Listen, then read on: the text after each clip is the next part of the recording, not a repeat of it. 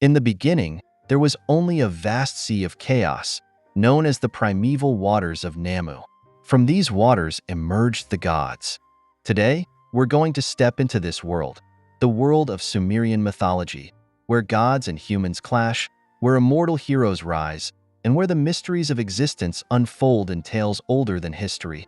In the beginning, there was nothing, only the dark, boundless waters of Namu, a silent, endless sea.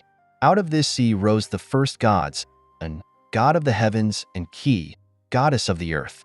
When Un and Ki came together, their union gave birth to Enlil, the god of air and storms, powerful enough to tear apart heaven and earth.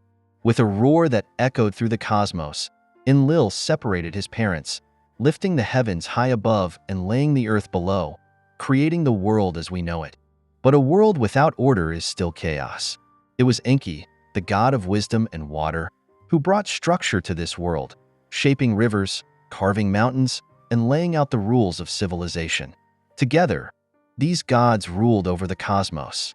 Yet, there was one problem. Who would do the hard work needed to keep this world running? The gods soon grew weary of the endless toil, farming, building, keeping the world turning. And so, a decision was made. Humans would be created to do the labor of the gods. With Enki's wisdom and Ninhursag's hands, they molded humanity from clay, breathing life into these fragile, mortal beings. Their purpose?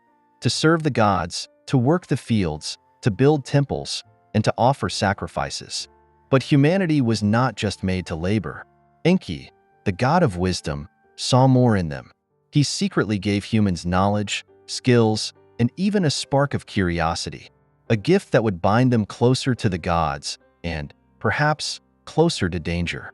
And so, humans took their place in Sumerian society, building cities, tilling the soil, and creating a world that would echo through history. But life under the gods was never easy, and the gods themselves, unpredictable as they were, could be quick to anger. One day, the gods grew tired. The noise of humanity, their endless chatter and ceaseless labor, grew irritating. The gods needed silence, and a dark decision was made, to wipe out humanity with a flood. But Enki, the god of wisdom and protector of humanity, could not stand by and watch. He found a faithful man, Ziusidra, a king and a righteous soul, and whispered a warning in his ear. Build a boat, as the rains are coming, and they will not stop until the world is washed away. Ziusidra, with trembling hands, built a great boat, gathering his family and all the creatures he could find. And then the rains came, pouring down in a torrent that swallowed villages, forests, cities, and all that lay beneath the heavens. Days passed, the world submerged in water, until finally, the rain stopped and the floodwaters began to recede. Ziusidra and his family stepped out, the only survivors of a world now cleansed and reborn.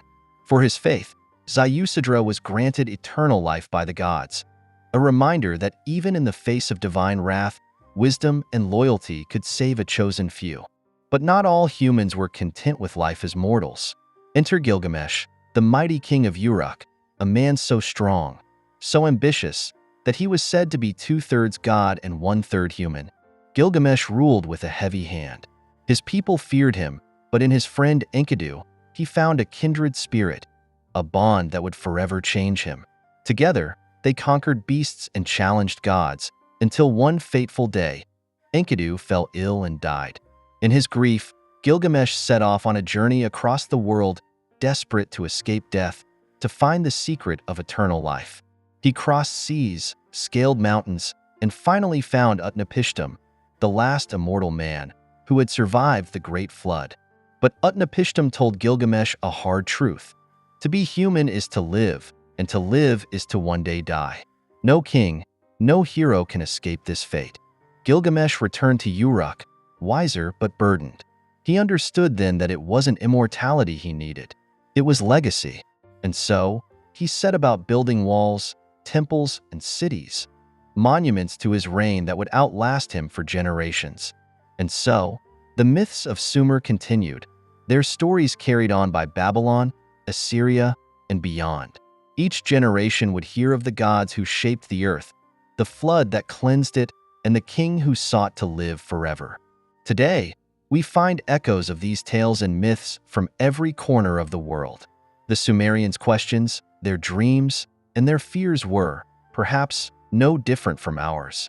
After all, what is mythology if not a mirror, reflecting the timeless questions of life, death, love, and legacy?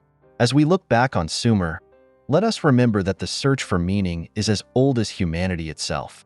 Thank you for joining us on this journey into the heart of Sumerian mythology, a world where gods walked among men, where heroes braved the impossible, and where, even today, we find wisdom in the stories left behind.